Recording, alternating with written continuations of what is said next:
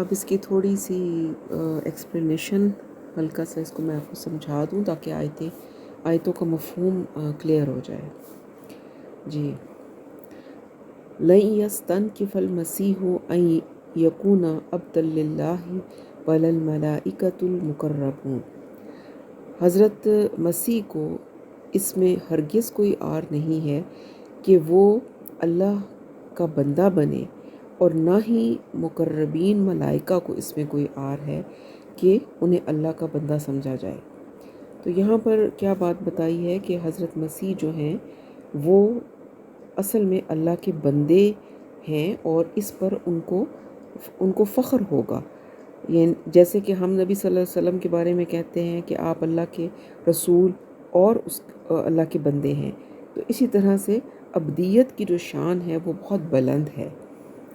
اور یہی چیز یہاں بتائی جا رہی ہے کہ چونکہ عیسائیوں نے حضرت عیسیٰ کو اللہ کا بیٹا بنا دیا، تو اس پر اللہ تعالیٰ فرما رہے ہیں کہ حضرت مسیح کو یا حضرت عیسیٰ کو اس میں کوئی آر نہیں کہ وہ اللہ کے بندے ہیں. تو جو بندگی ہے اللہ تعالیٰ کی، عبدیت ہے، وہ اس کا درجہ بہت بلند ہے. اور جو مقرب فرشتے ہیں ان کو بھی اس میں کوئی آر نہیں ہے کہ وہ اللہ کے بندے ہیں، اللہ کی مخلوق ہیں. کیونکہ جو مکہ قریش کے جو لوگ تھے، مکہ میں رہنے والے مشرکین، وہ بھی حضرت جو فرشتے ہوتے تھے ان کو اللہ کی بیٹیاں کہتے تھے. تو اس پر ان کے بارے میں بھی اللہ تعالیٰ نے یہاں پر فرما دیا کہ کسی اللہ کی جو بھی مخلوق ہے اس کو اللہ تعالیٰ کے بندہ ہونے میں، مخلوق ہونے میں کوئی آر نہیں ہے. وَمَن يَسْتَنْكِفْ عَنْ عِبَادَتِهِ وَيَسْتَكْبِرْ فَسَيَحْشُرُهُمْ إِلَيْهِ جَمِيعًا. اور جو کوئی بھی آر سمجھے گا اس کی بندگی میں اور تکبر کرے گا تو اللہ ان سب کو اپنے پاس جمع کر لے گا. تو یعنی اللہ نے بتا دیا کہ جو بھی اللہ تعالیٰ کی بندگی کو آر سمجھے گا اور تکبر کرے گا، اپنے آپ کو اللہ کے برابر یا کچھ شرک کرنے کی کوشش کرے گا، تو اللہ تعالیٰ کہتے ہیں کہ ایک دن یہ سب کچھ جو بھی کریں گے، ایک دن تو ایسا آنا ہے جب ان سب کو ہمارے سامنے جمع ہونا ہے، ایک مخلوق کے اعتبار سے ہی، اللہ تعالیٰ کے بندوں کے اعتبار سے، اور اللہ کو جواب دینا ہے. فَأَمَّا الَّذِينَ آمَنُوا وَعَمِلُوا الصَّالِحَاتِ فَيُوَفِّيهِمْ أُجُورَهُمْ وَيَزِيدُهُمْ مِنْ فَضْلِهِ. تو اللہ کہتے ہیں کہ بس جو لوگ ایمان لائے ہوں گے اور انہوں نے نیک عمل کیے ہوں گے تو ان کو تو اس کا پورا پورا اجر بھی دیا جائے گا، اور انہیں مزید بھی دیا جائے گا اپنے خاص فضل سے. تو ایسے لوگوں کا اللہ تعالیٰ نے اجر بتا دیا کہ جو لوگ، یعنی جمع تو سب نے ہونا ہے، پیشی تو ہونی ہی ہونی اللہ کے سامنے. تو جب پیشی ہوگی تو ان میں سے وہ لوگ جو ایمان لائے ہوں گے دنیا میں، جنہوں نے نیک عمل کیے ہوں گے، اب اللہ تعالیٰ کی بندگی کی ہوگی، تو ان لوگوں کو پورا پورا اجر دیا جائے گا. بلکہ اجر کے علاوہ ان کو بونس بھی ملے گا. اور وہ بونس کیا ہے؟ اللہ تعالیٰ اپنے خاص خزانہ فضل سے ان کو مقررہ اجر سے بڑھ کر نوازیں گے. تو اجر یعنی جیسے ہوتا ہے نا کہ کسی کو اجرت کے ساتھ ساتھ کوئی ٹپ بھی دی جاتی ہے، انعام بھی دیا جاتا ہے، تو ایسے لوگوں کو جو ان کا حق ہوگا، جو اجرت ہوگی، اس سے اللہ تعالیٰ بڑھا کر اپنے خاص فضل کے خزانوں میں سے عطا فرمائیں گے. وَأَمَّا الَّذِينَ اسْتَنْكَفُوا وَاسْتَكْبَرُوا فَيُعَذِّبُهُمْ عَذَابًا أَلِيمًا. اور پھر دوسری طرف جنہوں نے عبدیت کے اندر آر محسوس کی تھی اور تکبر کیا تھا، ان کو دردناک عذاب دیا جائے گا. تو یہ پھر وہی بات ہے کہ جو جمع کیے جائیں گے لوگ، جو ان میں سے دوسری کیٹیگری ہے کہ جنہوں نے اللہ تعالیٰ کی عبدیت سے انکار کیا ہوگا اور تکبر کیا. ظاہر ہے اللہ تعالیٰ کی بندگی سے انکار کی وجہ تکبر ہی ہے، تو پھر ان کو کیا ہوگا؟ دردناک عذاب دیا جائے گا.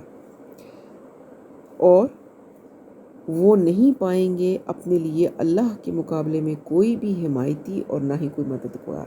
یعنی اللہ تعالیٰ کے مقابلے میں پھر وہاں اس روز ان کی کسی طرح سے بھی کوئی مدد نہیں ہو سکے گی، ان کا کوئی ساتھ دینے والا نہیں ہوگا.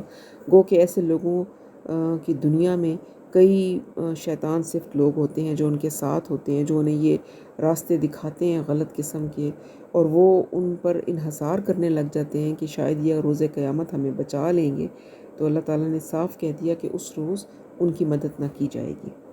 یا ایھا الناس قد جاءکم برہان من ربکم، اللہ فرماتے ہیں کہ اے لوگوں، آ چکی تمہارے پاس ایک برہان تمہارے رب کی طرف سے۔ اب اللہ تعالیٰ نے کیا برہان یہاں پر جو ہے مفسرین کہتے ہیں کہ یہاں برہان سے دونوں مراد ہیں، قرآن مجید بھی اور رسول اللہ صلی اللہ علیہ وسلم دونوں کی طرف اشارہ ہے کہ اللہ تعالیٰ نے فرمایا کہ تمہارے پاس ایک برہان آ چکی ہے تمہارے رب کی طرف سے۔ نبی صلی اللہ علیہ وسلم آئے، انہوں نے لوگوں کو سیدھا رستہ دکھایا، قرآن کے ذریعے سے دکھایا۔ تو اب جو لوگ ہیں، لوگوں کو مخاطب کر کے اللہ نے کہا، صرف مسلمانوں کو نہیں کہا کہ اے لوگوں تمہارے پاس ایک برہان آ چکی ہے، اللہ تعالیٰ کی طرف نشاندہی کا راستہ کھلا دکھا دیا گیا ہے تمہیں۔ وَأَنزَلْنَا إِلَيْكُمْ نُورًا مُبِينًا، اور ہم نے تمہاری طرف روشن نور نازل کر دیا ہے۔ یعنی نور سے کیا مراد ہے؟ قرآن پاک، کہ قرآن پاک بھی نازل ہو گیا، نبی صلی اللہ علیہ وسلم بھی آ گئے اور سارے رستے کلیئر ہو گئے۔ فَأَمَّا الَّذِينَ آمَنُوا بِاللَّهِ وَاعْتَصَمُوا بِهِ، پس جو لوگ اب اللہ پر ایمان لائیں گے، اور صرف ایمان نہیں لائیں گے، اس کے ساتھ چمٹ جائیں گے، یکسو ہو جائیں گے، خالص اللہ والے بن جائیں گے، کبھی ادھر کبھی ادھر والی بات نہیں کریں گے، بلکہ پوری طرح یکسوئی کے ساتھ اللہ کا دامن پکڑ لیں گے، تو ان کے لیے فرمایا فَسَيُدْخِلُهُمْ فِي رَحْمَةٍ مِّنْهُ وَفَضْلٍ وَيَهْدِيهِمْ إِلَيْهِ صِرَاطًا مُسْتَقِيمًا۔ تو اللہ فرماتے ہیں کہ ایسے لوگوں کے بارے میں تو انہیں وہ داخل کرے گا اپنی رحمت اور اپنے فضل میں، اور انہیں ہدایت دے گا اپنی طرف صراط مستقیم کی، یعنی انہیں سیدھا رستہ صراط مستقیم پر چلنے کی اللہ تعالیٰ توفیق بخش دیں گے، اور اپنے خاص فضل اور اپنی رحمت میں لے لیں گے۔ تو صراط مستقیم وہ راستہ ہے جو سیدھا اللہ کی طرف جاتا ہے۔ اس پر چلنے والے لوگ جو ادھر ادھر بھٹکتے نہیں ہیں، وہ اللہ کی طرف پہنچ جاتے ہیں اور اللہ کے دامن کے ساتھ چپک جاتے ہیں۔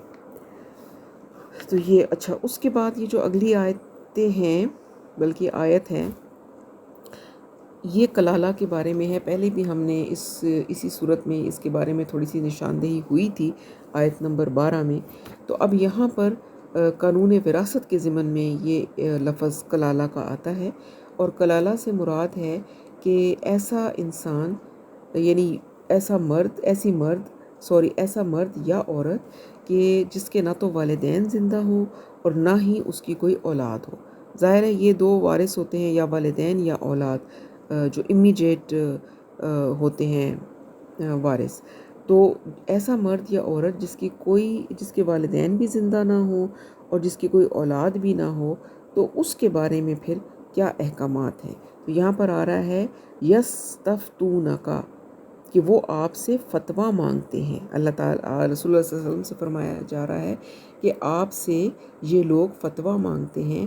قُلِ اللّٰهُ یفتیکم فی الکلالۃ، کہ اللہ تعالیٰ کہتے ہیں کہ آپ ان کو بتا دیں کہ اللہ تعالیٰ جو ہیں وہ فتویٰ دیتے ہیں کلالہ کے بارے میں، جو احکامات ہیں اللہ کی طرف سے جو آپ سے فتویٰ مانگ رہے ہیں، تو کہو کہ اللہ تمہیں کلالہ کے بارے میں فتویٰ دے رہا ہے، حکم دے رہا ہے، اور وہ کیا ہے؟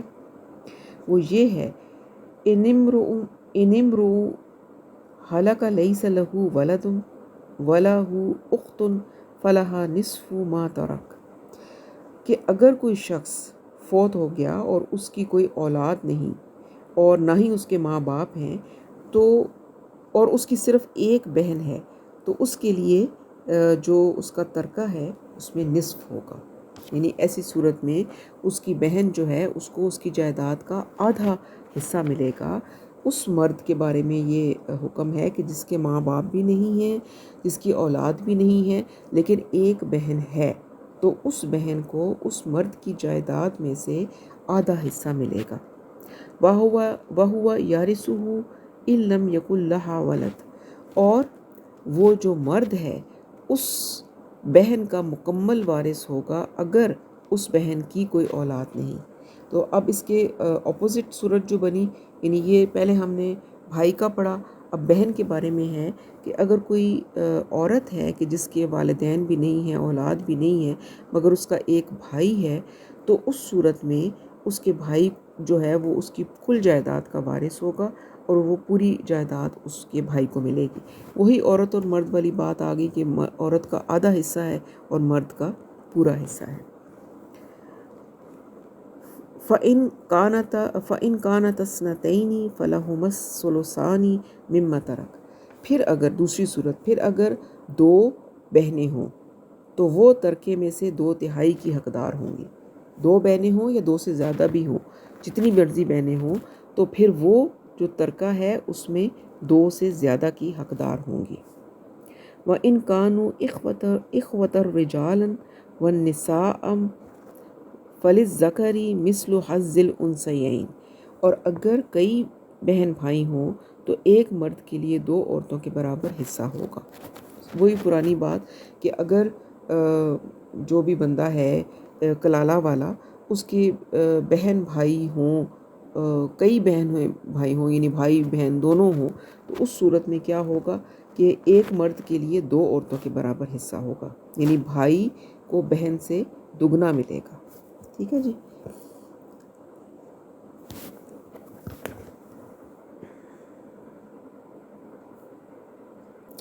تو یہ ہے کلالہ کے بارے میں جو اللہ تعالیٰ نے فتویٰ دیا۔ یہ قانون وراثت میں سے ایک پارٹ ہے جو پہلے ہم نے پڑھا تھا اور اس کا ایک حصہ یہاں پر آیا ہے۔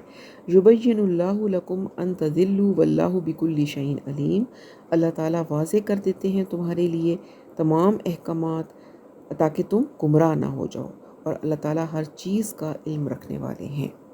تو الحمدللہ علی ذالک کہ اس کے ساتھ ہی ہماری سورۃ نساء آج کمپلیٹ ہو گئی، اور اللہ کا بہت بہت شکر ہے۔ اللہ تعالیٰ ہمیں اور مزید توفیق دے کہ آہستہ آہستہ چلتے چلتے ہم نے 3 بڑی صورتیں مکمل کر لیں، اور جیسے کہ آپ کو پتہ ہے کہ قرآن پاک کی 7 منزلیں ہیں، جن میں سے یہ پہلی منزل ہے جو ہماری مکمل ہوئی ہے۔ اللہ تعالیٰ ہمیں اسی طرح سے توفیق دے اور کہ ہم پورا قرآن جو ہے وہ مکمل کریں، اور پورا قرآن کا جو ترجمہ ہے اپنے ہاتھ سے لفظی ترجمہ لکھیں۔ بہت بڑی اکمپلشمنٹ ہے، اور ساتھ ساتھ اللہ ہمیں عمل کی بھی توفیق دے اور استقامت دے۔ بارک اللہ لی و لکم فی القرآن العظیم ونفعنی و ایاکم بالآیات و ذکر الحکیم۔ سبحانک اللہم و بحمدک نشہد ان لا الہ الا انت نستغفرک و نتوب الیک۔ السلام علیکم ورحمۃ اللہ وبرکاتہ۔